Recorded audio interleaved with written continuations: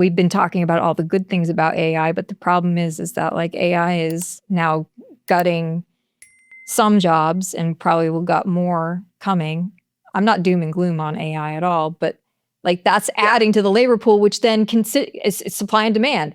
So the more people who need the jobs and the fewer jobs that are out there to get, the more power goes to the owner. Well, we've got crossroads because it's bigger than AI, right? So we can either grow the pie or fight for the scraps of a shrinking pie. I like growing the pie. And I like it too. So like the more businesses in America that are hiring, that are healthy, that are growing, that are prosperous, that is a stronger tax base that then is funding different, like our roads, our schools, like it's a virtuous cycle. Also healthcare for the certain safety net population. So like all of it goes together. Or if we take the kind of control approach of like, I'm going to squeeze my workers, pay the bare minimum, but then they're not really motivated or incentivized to help me to grow the pie and create value. Yeah, they're going to give you the bare minimum to not get fired, to quote Office Space.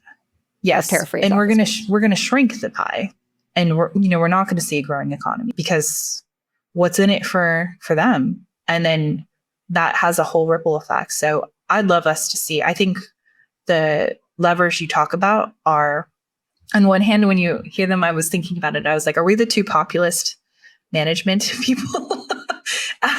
It's a power to the people, but which is not usually something you hear when you think about management philosophy or in a strict business honestly context. Like I do feel like the people who understand in leadership in organizations, the people who understand the value that people can bring and don't treat them like machines or expendable, I think there's more of them than we think.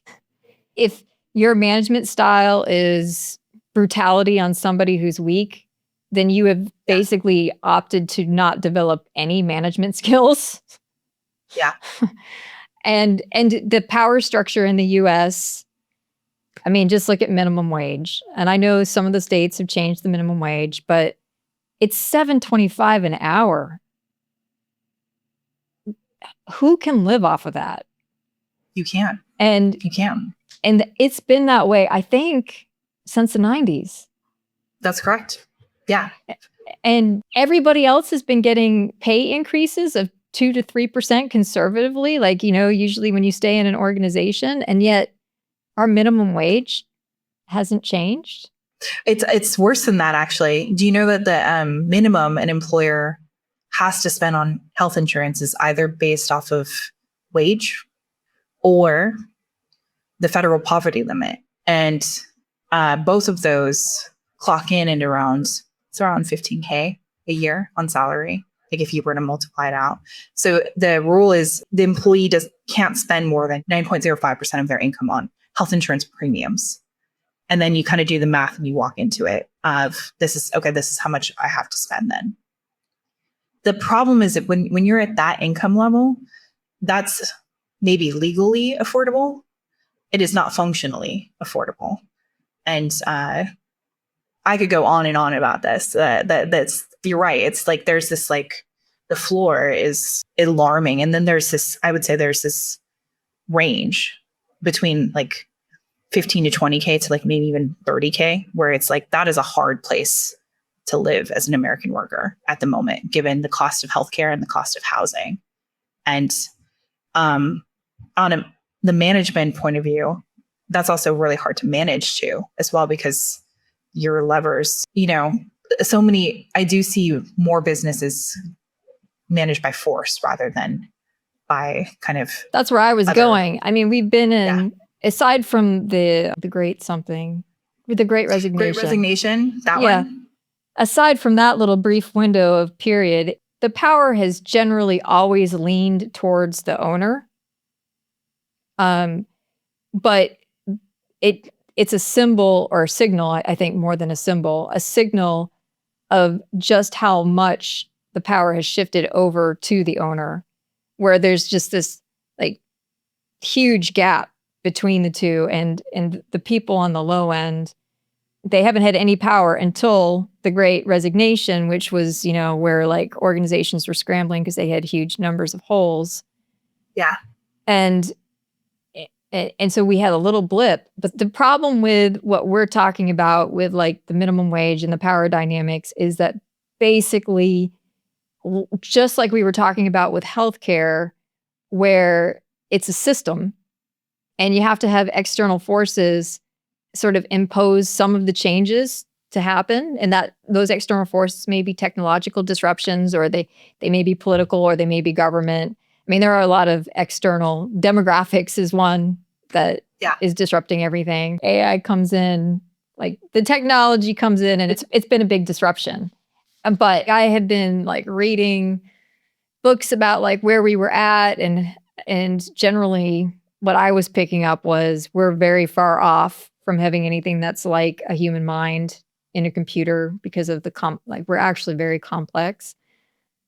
And so I had been following it and still was surprised at just how great ChatGPT and now all these others are. I mean, what they can do is really remarkable. But, sometimes the disruption is, sometimes it comes and it brings rapid change, but usually people want a slower rate of change. They're better with evolution and not revolution. That's my observation. Right. I think you're right. Also, unrelated story. A few weeks ago, we had a team member who said, I'm going to think about building an AI prototype that builds AI. And I was like, no, you're not. You're going to first watch The Terminator. And then you're going to tell me. Then you're going to tell me if that's. It's important that we mentor those below us. And then we'll also put a link into Amazon for Terminator. I'm sure it's probably there. Like everybody needs to watch this because we are like this close. Yeah, and this was a younger employee who was like, "What's the Terminator?" And I was like, "Yep, this required watching. Go."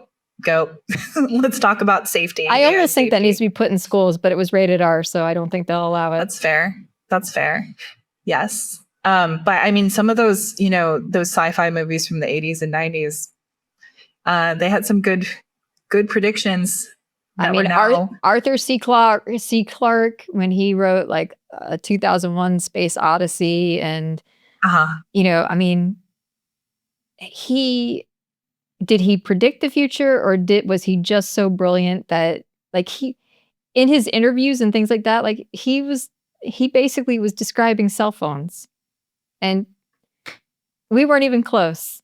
So I don't know, were they predicting it, or is it because we love sci-fi that the sci-fi is creating it, or is it a combination of the two? But that's out there, and Terminator is frightening. And so we should be a little bit worried about whether or not that is actually creating our future environment. I think it's coming. So, but like, luckily, I think there's a lot of smart people working on, asking good questions. Drones, AI drones scared the daylights out of me. That's Terminator. Yeah. The safety reports that the like Anthropic and OpenAI publish are, I appreciate their transparency. They're, if you haven't read them, I encourage you to give, especially the one for, I think, Claude 4 from Anthropic. Give that a read. At some point, the AI like blackmailed an employee, and the story was like, the AI is becoming like the worst version of us.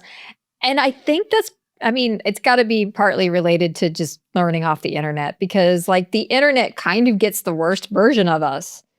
Yeah, so like one argument, right, is wisdom of the masses, but then you also got like stupidity of the masses too, right? Like the internet is a dark, dark, dark place as well as being the stupidity of the masses.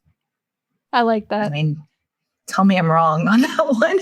But yes, read that safety report. That was that. So, but also I have to respect the integrity of some of the companies building this space to release something that scary and to say this happened and this is what we're doing about it. So that gives me some hope.